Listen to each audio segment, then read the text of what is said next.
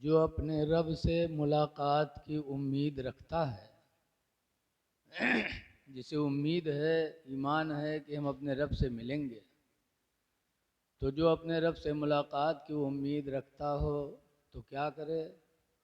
फलियामल अमलन सालिहा, तो चाहिए कि वो आमाले हसना करे, अच्छे आमाल करो अगर अपने रब से मिलने की उम्मीद है। क्योंकि रब की मुलाकात ये बहुत बड़ी दौलत है। हज़रत बिलाल रज़ी अल्लाह ताला अन्हु के विसाल का जब वक्त आया तो उनकी बीवी रोने लगी। हज़रत बिलाल ने फरमाया, रो रही हो? कहा, क्यों न रोऊं, आपके निज़ा का वक्त है, आपका आखिरी वक्त है। तो हज़रत बिलाल ने कहा था कि रो नहीं, ये तो खुशी का वक्त है। जिस चीज़ की उम्मीद ज़िंदगी में थी, ज़िंदगी गुजर गई, वो चीज़ अब मिलने वाली है। कहा क्या? कहा मोमिन और अल्लाह दोनों के बीच में मुलाकात से रोकने वाली एक चीज़ है, जो मोमिन को खुदा की मुलाकात करने से रोकती है।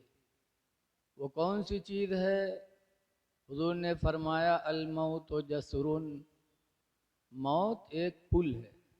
मौत से पार होने के बाद इंसान को खुदा का दीदार हासिल होता है, मोमिन को। तो सबसे बड़ी दौलत है अल्लाह का दीदार, जैसे कि हज़रत बिलाल ने फरमाया। तो जो अपने रब से मिलने की उम्मीद रखे वो आमाले हसना करे। आज साहिब सज्जादा के वालिद मोहतरम का इसाले सवाब है। हदीस पाक में है, अन अम्र बिन शुआइब बिन, हज़रत अम्र बिन शुआइब रज़ी अल्लाह ताला अन्हु से रवायत है, अन्ना रजुलन अतन नबिया सल्लल्लाहु अलैहि वसल्लम, कि एक आदमी हुजूर के पास आया, वक़ाला, और उसने कहा, इन्ना ली माल, अल्लाह के रसूल बेशक मेरे पास माल है, व वालदी यहताजु इला माली, और मेरे वालिद मेरे माल के मुहताज हैं। मेरे माल की ज़रूरत है मेरे वालिद को, और मेरे पास माल है, क्या करूं?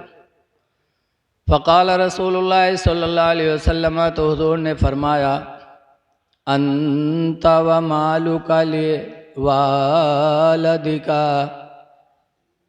तू और तेरा माल तेरे वालिद का है, तू भी अपने बाप की और तेरा माल भी तेरे बाप की।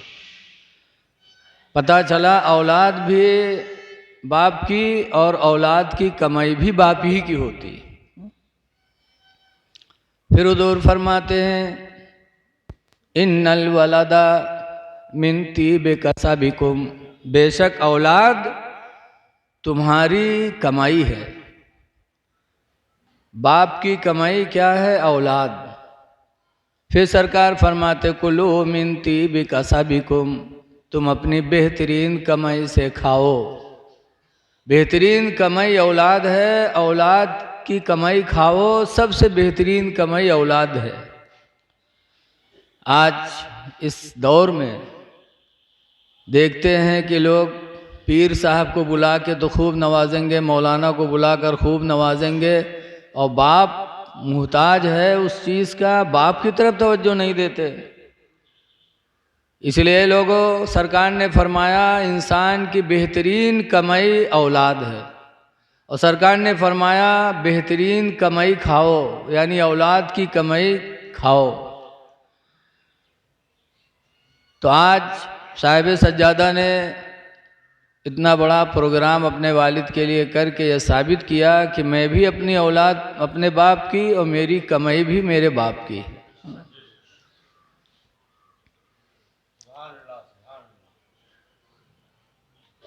देखिए, आज हमारे आप में रहम दिली जा चुकी है। हदीस पाक में हुज़ूर फरमाते हैं सदक़तो तमनउ मैततस्सूई कि सदका बुरी मौत को रोक देता है। जब इंसान सदका करता रहता है तो अल्लाह उसको बुरी मौत नहीं देता, उसको अच्छी मौत अता फरमाता है। और अच्छी मौत ही हमारी तुम्हारी कामयाबी की निशानी है। क्योंकि मौत, अगर अच्छी मौत से मुराद ईमान पर मौत आना। हज़रत इमाम आज़म अबू हनीफ़ा रहमतुल्लाह अलैह से एक औरत ने अपनी बकरी को ला करके पूछा था कि इमाम आज़म मेरी बकरी को भी दाढ़ी है, आपको भी दाढ़ी है, हमारी बकरी की दाढ़ी अच्छी है कि आपकी दाढ़ी अच्छी है, ये बता दो। तो इमाम आज़म ने क्या फरमाया था, अगर मुझे ईमान पर मौत आई तो मेरी दाढ़ी तुम्हारी बकरी की दाढ़ी से अफजल है, और अगर कहीं बेईमान हो कि दुनिया से गया तो तुम्हारी बकरी की दाढ़ी मेरी दाढ़ी से अच्छी है। इमाम आज़म ने साबित कर दिया कि अच्छी मौत ही आमाल की कबूलियत की दलील है। और अच्छी मौत कब आएगी, जब इंसान सदका करता रहेगा। आगे आता है अल्लाह के नबी फरमाते वल बिर्रु ज़ियादतुन फिल उम्री, और एहसान उम्र में ज़ियादती पैदा करती है। जैसे जैसे एहसान करोगे अल्लाह आपकी उम्र बढ़ाएगा। एहसान में सबसे पहले मुस्तहिक हैं माँ बाप। एहसान करोगे तो उम्र में ज़्यादती होगी। आज कोई ऐसा नहीं है जो अपनी उम्र में ज़्यादती न चाहता हो। बोलो कोई मरना चाहता है इस दौर में? कोई मरना नहीं चाहता है। जो उन कहा था अल्लाह उठाए लो है मक्कार, मरना वरना कोई नहीं चाहता है। मौत की दुआ मांगना भी मना है।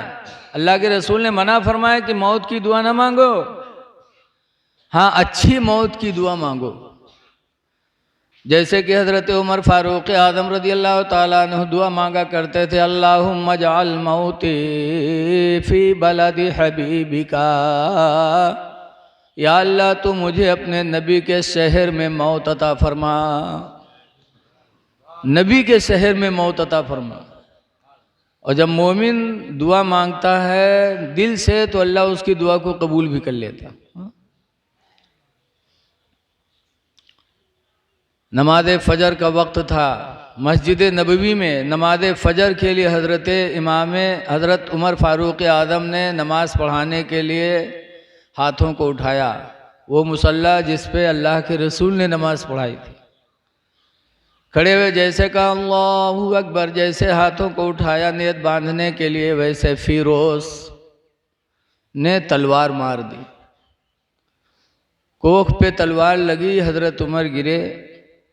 जब उन्होंने देखा कि मुसल्ले नबी है, मस्जिद नबवी है, तो उन्होंने दुआ की थी फुस्तो बिरब्बिल काबा, रब्बे काबा की कसम में कामयाब हो गया। जिसकी तमन्ना करता था वो अल्लाह ने मुझे अता फरमा दिया। तो मौत की दुआ नहीं मांगनी चाहिए, अच्छी मौत की दुआ मांगनी चाहिए। अच्छी मौत इंसान को कब आएगी, जब वो सदका करता रहेगा। एहसान करने से उम्र में ज़्यादती होती है। आज हमारे दिल सख्त हो गए। हम रहमतुल्लिल आलमीन के उम्मती हैं, लेकिन फिर भी हमारे दिल पत्थर हो चुके।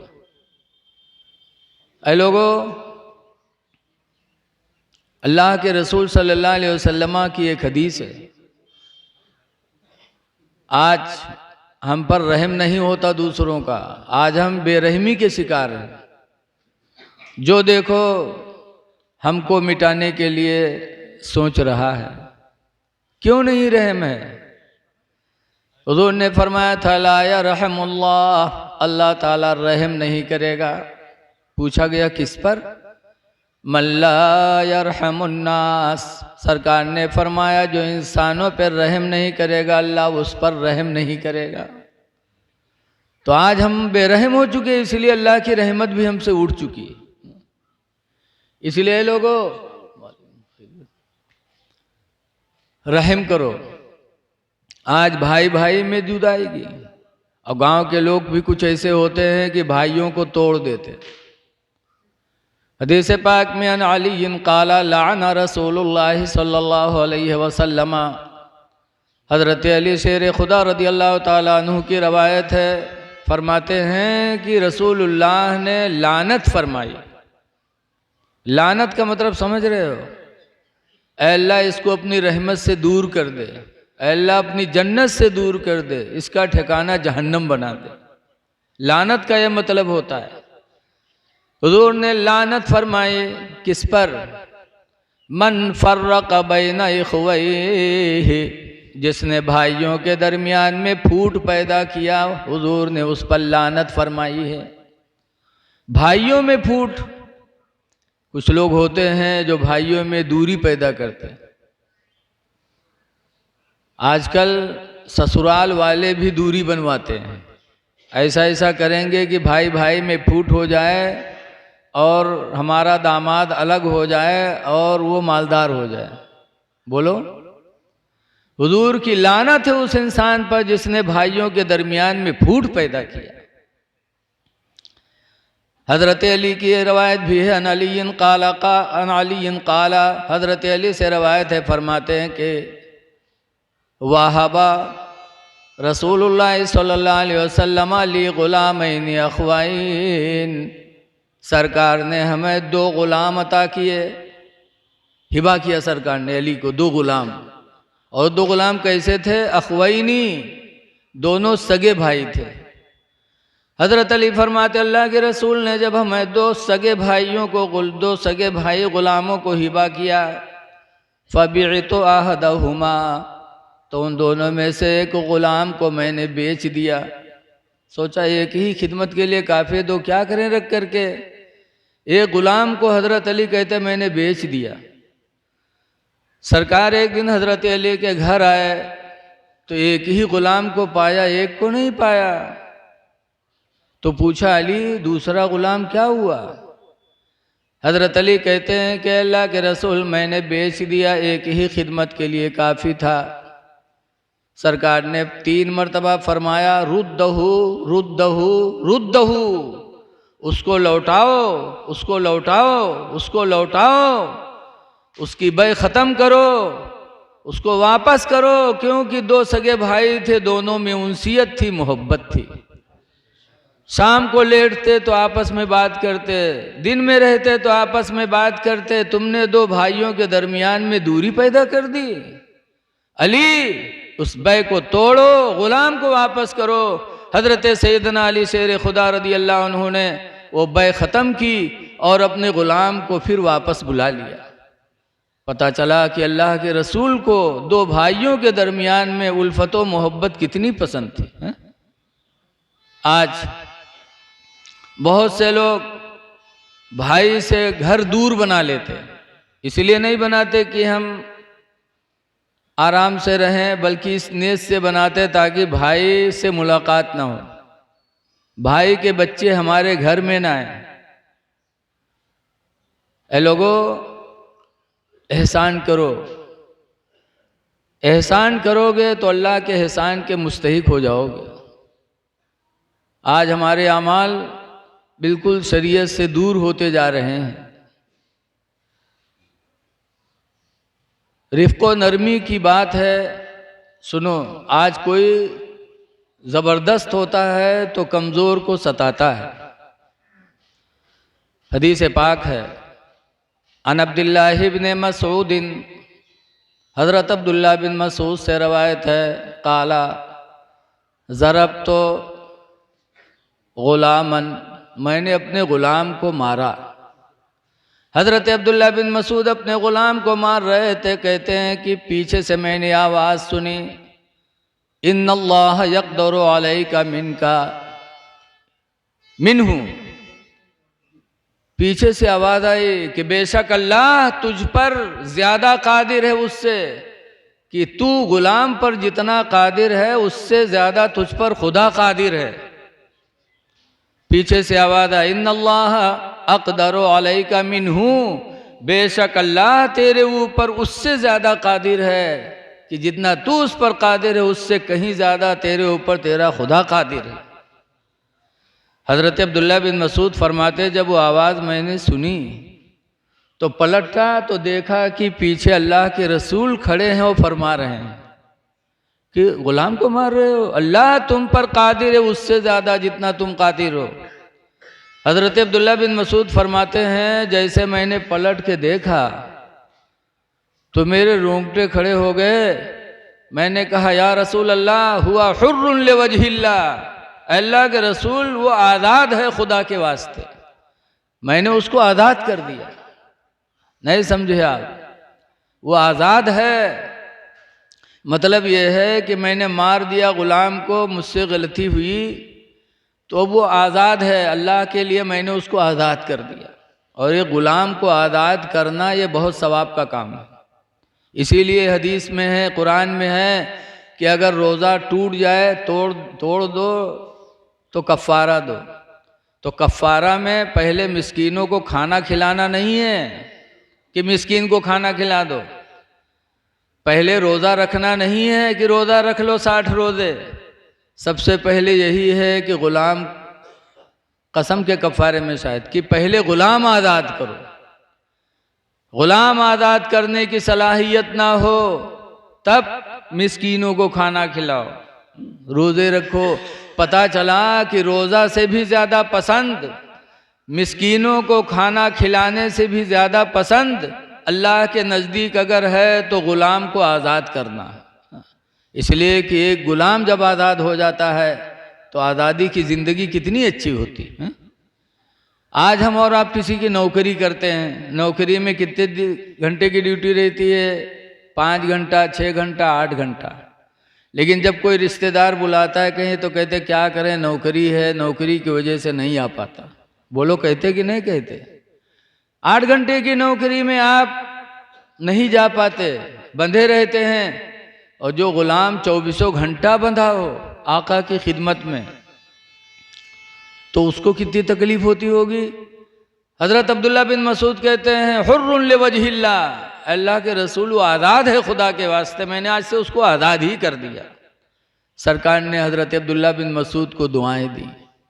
पता चला कि एहसान करना ये बहुत बड़ी बात है। और किसी को मारो तो मारने से पहले सोच लो कि हम ताकतवर हैं या कमज़ोर है, लेकिन हमसे भी कोई ताकतवर मौजूद है, हमसे भी कोई ज़्यादा कुदरत वाला मौजूद है। किसी पर जुल्म ढाने से पहले सोच लो कि आज हम इस पर जुल्म ढा रहे हैं तो हमसे भी कोई कादिर है हमारे ऊपर। सहाबे किराम की ज़िंदगी हमारे तुम्हारे लिए नमूने अमल है। ये अल्लाह वालों की सोहबत में क्यों बैठा जाता है? अभी हज़रत अल्लामा अब्दुल वहीद साहब क़िबला ने बताया कि उलमा की सोहबत और मजलिसों में जाने से दिल रोशन होते हैं। यही वजह है। आज तारीख़ है हज़रत सैयदना इमाम जाफ़र सादिक की फ़ातिहा की। फ़ातिहा करते हैं, फ़ातिहा मुस्तहब चीज़ है, इसमें इख्तिलाफ़ नहीं करना चाहिए। लेकिन हज़रत इमाम जाफ़र सादिक की नियाज़ क्यों होती है? अल्लाह वाले दुनिया से बहुत से गए, लेकिन इमाम जाफ़र सादिक वो हैं कि हज़रत इमाम आज़म अबू हनीफ़ा रहमतुल्लाह अलैह इनकी खिदमत में 2 साल रहे। इमाम आज़म जैसे खिदमत किए हों इमाम जाफ़र सादिक की। हम आज मौलाना हो गए तो कोई बुज़ुर्ग को एक गिलास पानी देते हुए शर्माते हैं, क्या हम मौलाना हो गए तो क्या पानी लेके जी? बोलो। इमाम आज़म इतने बड़े इमाम, और उनको गुस्सा भी नहीं आता था। आज अगर आला हज़रत फ़ाज़िल बरेलवी कोई कुछ कह दे तो हम लोग लड़ने मरने के लिए तैयार हो जाते। लेकिन इमाम आज़म की ज़िंदगी देखो, आला हज़रत से कई गुना दर्जे वाले हज़रत सैयदना उस्मान गनी रदी अल्लाह अन्हु। बोलो है कि नहीं है? सरकार के खलीफा हैं, सरकार के दामाद हैं। हज़रत उस्मान गनी रज़ी अल्लाह ताला अन्हु को इमाम आज़म अबू हनीफ़ा के दौर में एक मुसलमान ने हज़रत उस्मान गनी को यहूदी कह दिया कि उस्मान तो यहूदी था, यहूदी है उस्मान। तो हज़रत इमाम आज़म ने सुना तो लाठी नहीं चलाए थे, तलवार नहीं चलाए थे। हज़रत इमाम आज़म ने जब सुना कि फ़ला शख्स रसूलुल्लाह सल्लल्लाहु अलैहि वसल्लम के सगे दामाद हज़रत उस्मान गनी को यहूदी कहता है, तो लाठी नहीं चलाया, गाली भी नहीं दिया। इमाम आज़म उसके यहाँ तशरीफ़ ले गए, बिठाला इज़्ज़त से। इमाम आज़म ने खैरियत पूछी, फिर पूछा बच्चे वगैरह कितने हैं, बताया। बच्चियां भी थीं, कहा रिश्ता हुआ, कि दुआ कर दीजिए बच्चियों का रिश्ता आ जाए। आज भी लोग बच्चियों के लिए परेशान हैं, बोलो है कि नहीं? जिनके यहाँ बच्चियां हैं वो परेशान हैं कि बेहतर रिश्ता कोई आ जाए। इमाम आज़म ने फरमाया कोई रिश्ता आया? अभी तक तो कोई नहीं आया। इमाम आज़म फरमाते एक रिश्ता बहुत अच्छा है। अरे हुजूर आप बताइए, आप जहाँ चाहेंगे वो तो बेहतर चाहेंगे। इमाम आज़म ने कहा लड़का बहुत खूबसूरत है, बहुत हुनर वाला है, रोज़ी भी बहुत कमाता है। कहा हज़रत तो फिर बात करवा दीजिए। कहा बड़े अच्छे ख़ानदान का भी है वो लड़का, बहुत शरीफ है। कहा अरे हज़रत तो फिर बात करवा दीजिए। इमाम आज़म तारीफ़ करते चले गए। वो बार बार कहता था अरे हज़रत बात करवा दो, बात करवा दो। इमाम आज़म ने आखिर में कहा यार सारी खूबियाँ उसके अंदर है, लेकिन एक कमी है उसके अंदर। कहा क्या? कहा यार वो सब कुछ ठीक है लेकिन वो यहूदी है। कहा यहूदी है? कहा हाँ। कहा आप भी अजीब आदमी हैं, इतने बड़े इमाम हम लोगों के और मुसलमान के लिए रिश्ता लाए हैं यहूदी का। क्या यहूदी से कोई मुसलमान अपनी लड़की का निकाह करेगा? बदमज़हब से निकाह कभी नहीं कर सकता मुसलमान। यहूदी से हम क्या अपने बच्चे का रिश्ता करेंगे? कितनों दौलतमंद हो, कितनों अच्छा हो, लेकिन हम मुसलमान होकर के यहूदी के निकाह में अपनी लड़की दे दें? तो इमाम आज़म ने कहा क्या हुआ? जब रसूलुल्लाह ने अपनी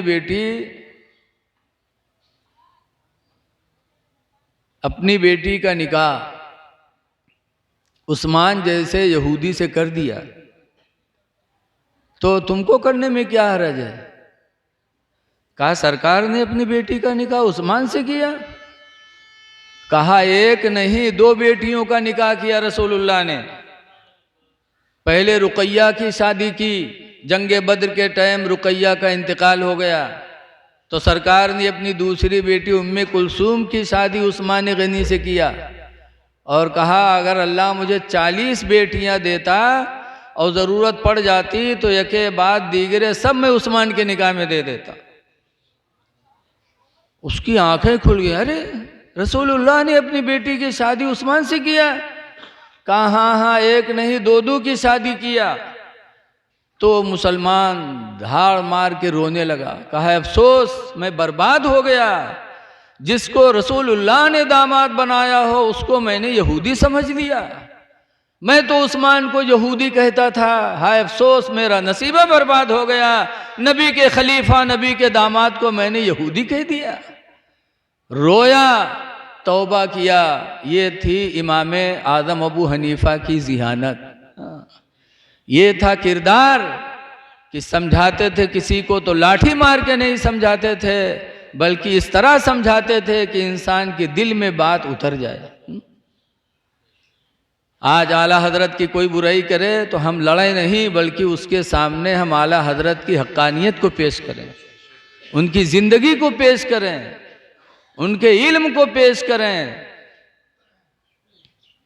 हमने सुना है कि रामपुर का कोई नवाब, कोई मसला था वरासत का, 200 आलिमों ने दस्तखत कर दिया फतवे पे कि हाँ ये जायज़ है, हाँ ये ठीक है। आला हजरत के पास जब रामपुर के नवाब ने भेजा तो आला हजरत का जवाब 200 आलिमों से अलग थलग।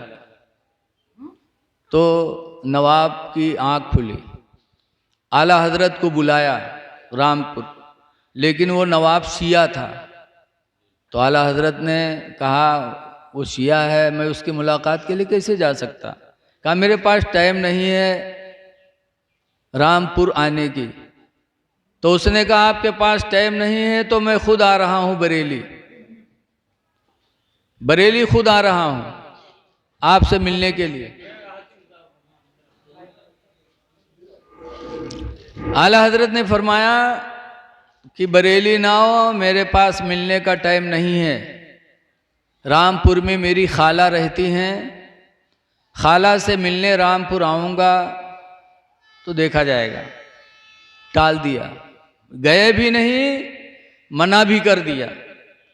मारहरा शरीफ का उर्स आया, आला हजरत मारहरा अपने पीर के दरबार में जाने की तैयारी करने लगे। रामपुर के नवाब ने सोचा कि ना मौलाना अहमद रज़ा आए और ना मुझे बरेली जाने दिया, ठीक है मैं मारहरा जाऊंगा उनके पीर के उर्स में, तो वहीं आला हजरत की ज़ियारत कर लूँगा। तैयार हुआ राजा नवाब रामपुर का। आला हजरत को पता चल गया कि मुझे देखने के लिए रामपुर का नवाब मारहरा पहुंच रहा है। तो आला हजरत ने मारहरा जाना कैंसिल कर दिया। कहा मैं इस साल अपने पीर के दरबार में नहीं जाऊंगा, ये तो मुझे गवारा है, लेकिन कोई बदमज़हब मेरा चेहरा देखे ये मुझे गवारा नहीं गए आला हजरत। ये था इसके रसूल आला हजरत के अंदर। तो जब कोई बुरा कहे तो आला हजरत की ज़िंदगी सामने रखो। आला हजरत फाजिल बरेलवी रदी अल्लाह ताला अन्हु जहाँ बहुत बड़े आलिम थे, वहीं बहुत बड़े मुत्तकी भी थे, बचपन से मुत्तकी थे। बहरहाल कहने का मतलब यह है कि कोई किसी के खिलाफ बोले तो उसको समझाने की कोशिश करो, मारो ना, तब बात तुम्हारे दिल में बैठेगी। जैसे कि हदीस पाक में है, एक नौ मुस्लिम सहाबी थे। नौ मुस्लिम तो जानते ही हो, नया नया इस्लाम लाए थे। उनका नाम था जुल्खुवैसरा। ईमान लाए, मस्जिद नबवी में सरकार के पास बैठे, बहुत से लोग बैठे थे, दीन की बात सरकार बता रहे थे, सब लोग सुन रहे थे। उसी में जुल्खुवैसरा को पेशाब लगी। तो वो कहा जाने कि मस्जिद का होता है, नया नया ईमान लाए थे। वो मस्जिद के कोने में घूम के शुरू की थी, पेशाब करने लगे।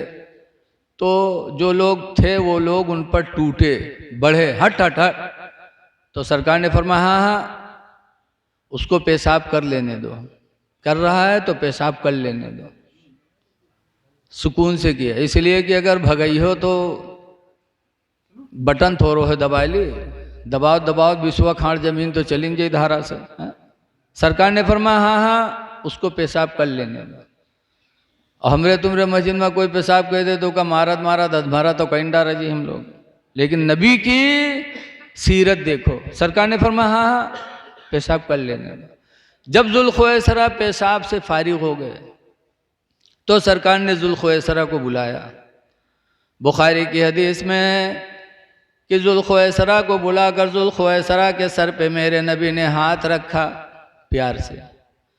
फरमाया जुल्खुवैसरा बेशक ये मस्जिद है, इन्नमा हिया लिज़िक्रिल्लाह, ऐ जुल्खुवैसरा बेशक ये मस्जिद अल्लाह के ज़िक्र के लिए है, व सलाती और नमाज के लिए है, व तिलावतिल कुरान और कुरान की तिलावत की जगह है। सरकार ने तीन बातें बताई। ऐ जुल्खुवैसरा मस्जिद है, ज़िक्र इलाही की जगह, नमाज की जगह, तिलावत कुरान की जगह, पेशाब की जगह नहीं है। जो रहमत का हाथ सर पे रख के मेरे नबी ने बातें कहीं तो जुल्खुवैसरा रो पड़े, रोए और गए पानी लाए और पानी बहाया। दूसरे दिन फिर आए, रो रहे और पानी बहा रहे हैं। तीसरे दिन फिर आए, रो रहे हैं पानी बहा रहे हैं और रो रो के कहते हैं हाय अफसोस, जो जगह नमाज, तिलावत कुरान, ज़िक्र इलाही की थी, मैंने पेशाब कर दिया। और यही नहीं, रवायतों में आता है कि जब तक ज़ुल्ख़ुवैसरा दुनिया में ज़िंदा रहे, जब तक अल्लाह ने उन्हें ज़िंदगी दी, रोज़ाना आते थे और उस हिस्से को धुला करते थे, रोते रहते थे, हाय अफसोस जो इबादत की जगह थी मैंने निजासत कर दिया। ये किस चीज़ का असर था? मोहब्बत की तालीम का असर था। आज हम मार के, डांट के लोगों को अच्छी बात बताते हैं। डांट कर न कहो, मार कर न कहो, प्यार से कहो, तो इंशाअल्लाह ताला हमारी तुम्हारी बात दिलों में असर करेगी। देखो, आज हम लोग आए हैं एक उर्स में, कब्रों की जियारत। क्या है? लोग तो कब्र जियारत करने वाले को कब्र पुज्जा कहते हैं, लेकिन हदीस पाक में है, हुज़ूर फरमाते कुन तो नुहीतुकुम अन ज़ियारतिल क़ुबूर, ऐ मेरे सहाबा मैं तुमको कब्रों की ज़ियारत से मना करता था। सरकार ने पहले मना किया था। क्यों? लोग बुतों के सामने हाथ जोड़कर खड़े रहते थे, तो सरकार ने फरमाया कब्र के सामने हाथ जोड़कर खड़े हो गए, हाथ बांधकर, तो लोग यही सोचेंगे कि इस्लाम से पहले भी बुत परस्ती थी, इस्लाम के बाद भी बुत परस्ती यानी खुदा गैर खुदा की इबादत लोग समझेंगे, तो मना कर दिया कि न जाओ। लेकिन जब इस्लाम फैल गया, लोग जान गए कि इस्लाम का सबसे अहम मसला है कि इबादत सिर्फ खुदा ही की होगी, गैर खुदा की इबादत नहीं होगी। सबसे अहम मसला। इसीलिए हज़रत मुआज़ इब्न जबल से सरकार ने फरमाया था गवर्नर बनाने के बाद कि ला तुशरिक बिल्लाहि शैया, ला तुशरिक बिल्लाहि शैया, ऐ मास खुदा के साथ किसी को शरीक न ठहराना। वइन कुतिलता वइन हुर्रिक़ता, अगरचे कत्ल कर दिए जाओ, जला दिए जाओ, कत्ल हो जाना, जल जाना, लेकिन खुदा के साथ किसी को शरीक न ठहराना। तो जब ये मसला जाहिर हो गया तो सरकार ने फरमाया कि कुन तो नुहीतुकुम अन ज़ियारतिल क़ुबूर, मैं तुम लोगों को कब्रों की ज़ियारत से मना करता था, लाकिन फ़ज़ूरूहा, लेकिन तुम लोग कब्रों की ज़ियारत किया करो। अब कब्रों पे जाया करो। क्यों? फ़ायदा भी सरकार फरमाते हैं, लिअन्नहा तुज़क्किरुल आखिरा, इसलिए कि कब्र की ज़ियारत तुमको मौत को याद दिलाती रहेगी। कब्रों पे जाओगे तो मौत याद आएगी। इसलिए कब्रों की ज़ियारत भी सवाब बताया गया, लेकिन मना करने वाले उसको आधी ही बात बताते हैं। कहते हैं कुन तो नुहीतुकुम अन ज़ियारतिल क़ुबूर, बातें बताई हैं और तर्जमा भी गलत करेंगे कि सरकार ने फरमाया मैं तुमको कब्रों की ज़ियारत से मना करता हूँ। भाई मना करता हूँ और मना करता था, दोनों में फ़र्क है कि नहीं फ़र्क है? बोलो। एक दफ़ा हम कह दिए हज़रत हमका बुलाए ने, कह दिए कहाँ चाय पी लो, तो हम कहें हज़रत अल्लामा अब्दुल वहीद साहब ने चाय पिला दिया है, अब इनके महीनन परे रहे हो, चाहे न पिया हो, कहे तुम कहे रहो एक दफ़ा चाय पिला दिया है, तो क्या होगा कि पिया था, ये नहीं कि पीऊँगा नहीं हमेशा। तो सरकार ने फरमाया था मैं मना करता था, लेकिन अब कब्रों की ज़ियारत किया करो। इसलिए लोगों, आजकल इस्लाम से दूर करने के लिए लोग हदीसों को कतरते हैं, थोड़ी बयान करेंगे, पूरी बात नहीं बयान करेंगे।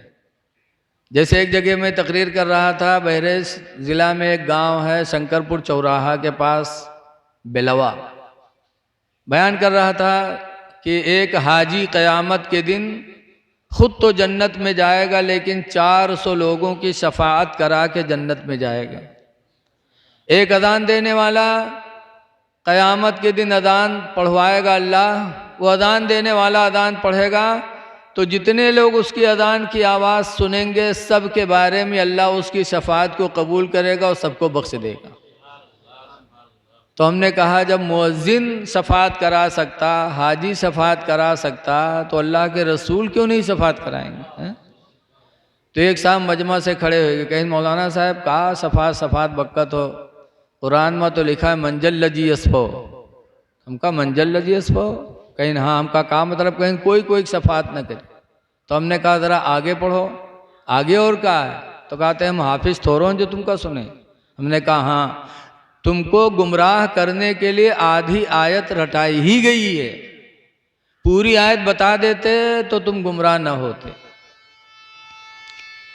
कहा पूरी आयत क्या है? हमने कहा अल्लाह फरमाता मन ज़ल्लज़ी यशफ़उ इंदहु, कौन है जो खुदा के नज़दीक किसी की शफाअत करे, यानी कोई किसी की शफाअत नहीं कर सकता, इल्ला बिइज़्निही, मगर खुदा की इजाज़त से। अल्लाह जिसको इजाज़त देगा वो शफाअत कराएगा। तो अल्लाह जिसको चाहेगा उसको इजाज़त देगा, वो शफाअत कराएगा। अब अल्लाह किसको चाहेगा? तो जो अल्लाह के बंदों में सबसे नेक होगा अल्लाह उसी को तो इजाज़त देगा। बोलो है? लेकिन ये लोग आधी आयत बताते हैं, आधी आयत कतरते हैं। ऐ लोगों, ऐसे बहुत से लोग, एक जगह तकरीर हो रही थी कि नमाज पढ़ो, नमाज का छोड़ने वाला जहन्नमी है। तो एक साहब खड़े हो गए, कहा मौलाना साहब बक्कत हो, कुरान में तो लिखा है ला तक़रबु सलाह, ईमान वालों नमाज के करीब न जाओ। तो कुरान में तो लिखा है या अय्युहल्लज़ीना आमनू ला तक़रबु सलाह, ईमान वालों नमाज के करीब न जाओ। और तुम कहा तो नमाज पढ़ो, नमाज पढ़ो। तो हमने कहा भैया थोड़ा और आगे पढ़ो, आगे क्या लिखा है? तो वो कहे इसको हम मौलाना हाफिज थोड़ो। हम कहा हाँ, तुमने अपने मतलब के लिए थोड़ा याद कर लिया। पूरी आयत पढ़ो।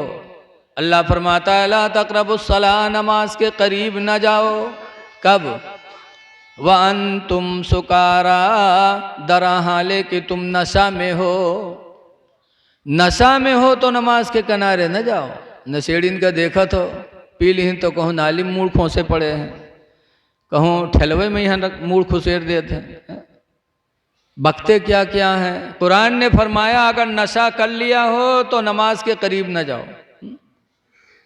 तो अधूरी बात आजकल लोग पेश करते हैं। आजकल मोबाइल का ज़माना चल गया, मनमानी हदीस लिखेंगे अपनी बात और उसमें लिख देंगे हदीस रसूल।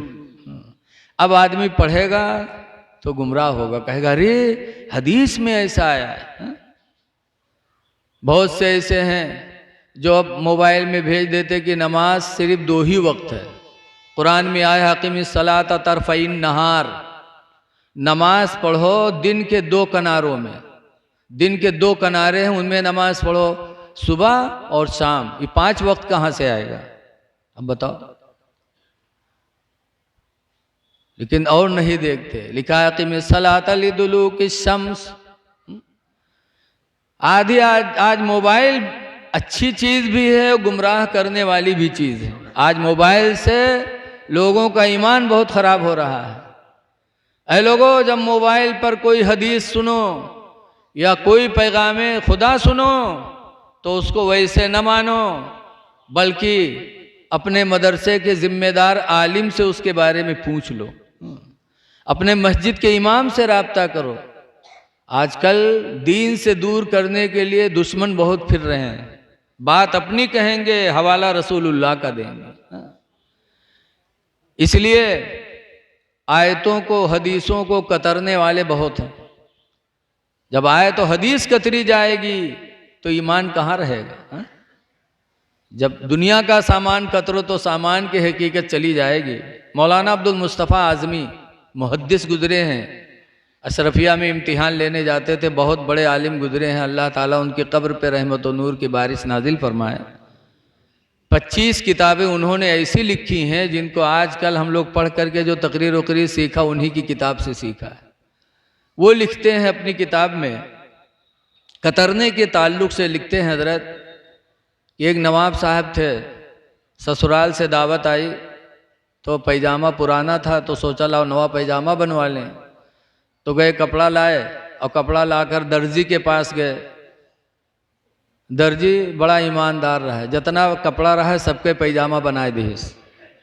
आजकल दर्जी चोरों बहुत होते हैं कुछ, उनके घर के बिस्तरा देखिए और रजाई बिछौना तो एक कपड़ा के न मिली, तमाम प्यूंदा लाग रहा था। कभी हुमा में से चोराइन, को हुमा में से चोराइन। सबको नहीं कहते, जो करते हैं वही करते हैं।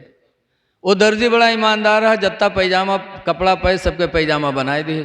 नवाब साहब पैजामा लेके आए, नहाए वहाए उसके बाद पैजामा पहनी तो पंजा वंजा सब गायब। तो बड़ा अफसोस हुआ कि दर्जी ने पैजामा बहुत लंबा कर दिया। तो लेके गए, बीवी से कहा, बीवी तुम्हारे मैके से दावत आई है और दर्जी ने पैजामा लंबा कर दिया, ज़रा 4 अंगुल काट के सिल्क दो। तो 65 साल के खुर्राइट बुढ़िया गुस्साए गए, कह रखो पैजामा, घर के काम करी कि तुम्हारा पैजामा देखी। लेकिन ससुराल की दावत बड़ी अहम होती है।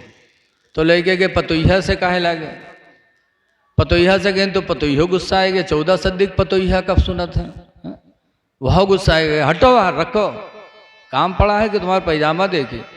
लेकिन ससुराल के तवाजक शौक में यहाँ नवाब साहब पैजामा उठाए न, बहन से काहे लागे, तो बहनियों गुर्राए गए। बिटिया से कहें, बिटियों गुस्सा आए गए, कह रखो पापा तुमका तो पैजामा ही परी है। बेचारे मजबूर हो गए, खूंटी पर पैजामा टांग दी। शाम हुई, खा पी के सब लोग लेटे, सब लोग सो गए। थोड़ी देर बाद बीवी की आंख खुली तो सोचा, हाय मेरे आदमी ने सब कुछ मेरे लिए किया और थोड़ा काम कहा मैंने नहीं किया, मेरे शौहर को कितनी तकलीफ हुई होगी।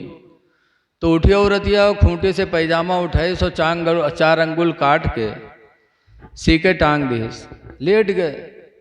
थोड़ी देर बाद पतोहिया जागी तो बहुत सोचे, हाय हमारा अब्बा हमका इतना मानत है, अति इज्जत से शादी के लाए और थोड़ा काम कहना हम नए सुने, हमारे ससुर का कत्ती तकलीफ हुए। वह पतोहिया उठी हो गई, खूंटी से पैजामा उठाए और 4 अंगुल काट के सीके टांग दी, सोए गए। कुछ रात बढ़े, बिटियावा की आँख खुली तो बिटियावा सोचिस कि हाँ हमारा अब्बा हमका इतना मानत जानत है और थोड़ा काम कहना है हम नहीं सुना, हमारे अब्बा का कतना ठेस लगा हुई। वह बिटियावा उठी और खूंटे से पैजामा उठाई, 4 अंगुल काट के सीके टांग दी। सुबह से होए से पहले पहले बिटियावा आँख खुल के, बिटियावा के बहनिया के, बहनियों सोची साए हमारे भाईजान हमका इतना मानत जानत है और थोड़ा काम कहना हम नहीं सुना, हमारे भाईजान का कतना दुख हुआ हो। बहनियों उठी, खूंटे से पैजामा उठाए और 4 अंगुल काट के सीके टांग दी। सुबह जब हुई तब नवाब साहब की बीवी ने कहा, जाओ पैजामा पहन लो, सी दिया है। नवाब साहब बेचारे फिर खुशी का ठिकाना नहीं, जल्दी जल्दी नहाइन और गए पैजामा उठाइन। जब पहनिन तो पैजामा का हुआ नेकर हो गया। तो इमाम साहब अपन खुपड़ी पीट लाए, कहीं हाय अल्लाह यूँ का हो गया, पैजामा कतरा गया तो उसकी हकीकत चली गई। बोलो, और आयतें कतरी जाएंगी तो ईमान कहाँ रह जाएगा। इसलिए लोगों, ये बड़ा पुरफतन दौर है, इसलिए इस ज़माने में आपको होशियारी की बहुत ज़रूरत है। गुमराह करने वाले जगह जगह घूम रहे हैं, उनकी बातों में ना आना, अपने महल्ले के इमाम को अपने लिए रहबर समझना, अपने मदरसे के मुदर्रिस को अपने लिए रहनुमा समझना। वो तुमको अच्छी बात बताएंगे और हर आने वाली बात खुदा जाने बहरूपिया ने कहा कि अल्लाह वाले ने कहा। इसलिए इस दौर में ज़रूरत है कि अल्लाह वालों से करीब हो, बुज़ुर्गों की कब्रों पे आना जाना रखो, इसलिए कि उससे अल्हम्दुलिल्लाह हमको तुमको आखिरत की याद आती रहेगी। और ये वो हैं जो दूर रहकर भी हमारी तुम्हारी मदद करते हैं। बस ज़्यादा वक्त नहीं है। हुजूर गरीब नवाज रहमतुल्लाह अलैह के खलीफा हैं ख्वाजा कुतुबुद्दीन बख्तियार काकी।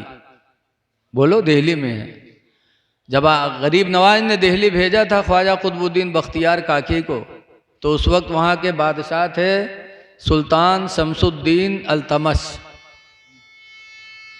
देखा हजरत को जिंदा वली तो मुरीद हो गए सुल्तान शमसुद्दीन अल्तमश, और बड़ी अकीदत करते थे। पूरी दिल्ली में जब शोहरत हुई कि बादशाह वक्त ने सर टेक दिया, तो सब लोग ख्वाजा कुतुबुद्दीन बख्तियार काकी को इज्जत से देखने लगे। लोगों को रहा नहीं गया, हासिदीन हर ज़माने में रहे हैं अल्लाह वालों के।